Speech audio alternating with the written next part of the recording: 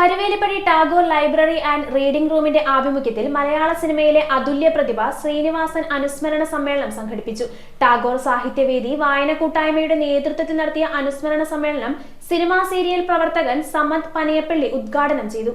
Karuvelippady Tagore library and reading റൂമിന്റെ ആഭിമുഖ്യത്തിൽ ടാഗോർ സാഹിത്യവേദി വായന കൂട്ടായ്മയുടെ നേതൃത്വത്തിൽ നടൻ, തിരക്കഥാകൃത്ത്, സംവിധായകൻ എന്നീ നിലകളിൽ മലയാളിയെ ഒരേ സമയം ചിന്തിപ്പിക്കുകയും ചിരിപ്പിക്കുകയും ചെയ്ത് നമ്മളിൽ നിന്ന് വേർപെട്ടുപോയ ശ്രീനിവാസന്റെ അനുസ്മരണ സമ്മേളനം സംഘടിപ്പിച്ചു. ലൈബ്രറി ഹാളിൽ നടന്ന അനുസ്മരണ സമ്മേളനം സിനിമാ സീരിയൽ പ്രവർത്തകൻ സമദ് പനയപ്പള്ളി ഉദ്ഘാടനം ചെയ്തു.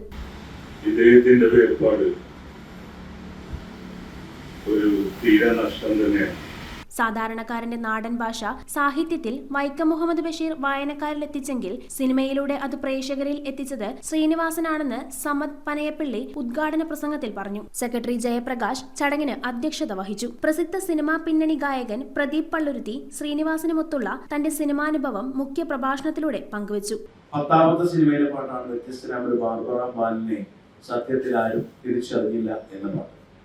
ഇവിടെയാണ് ശ്രീനി സാറും ഞാനുമായി എങ്ങനെയാണ് ഒരു ബന്ധമുണ്ടാകുന്നത് എന്നുള്ള കഥ തുടങ്ങി. ശ്രീകാന്ത് മട്ടാഞ്ചേരി, KJ ആന്റണി, സീന മാധവൻ, ശശിധര പണിക്കർ, സുധീഷ് ഷേണായി, വിമൽ കുമാർ, പ്രമോദ്, ബെന്നി സേവ്യർ തുടങ്ങിയവർ ചടങ്ങിൽ സംസാരിച്ചു. News bureau, Kochi.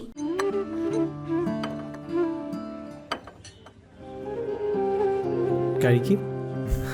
സൗഹൃദങ്ങൾ മനോഹരമാവട്ടെ. സോൾട്ടിലെ വിഭവങ്ങൾ പോലെ. The salt restaurant.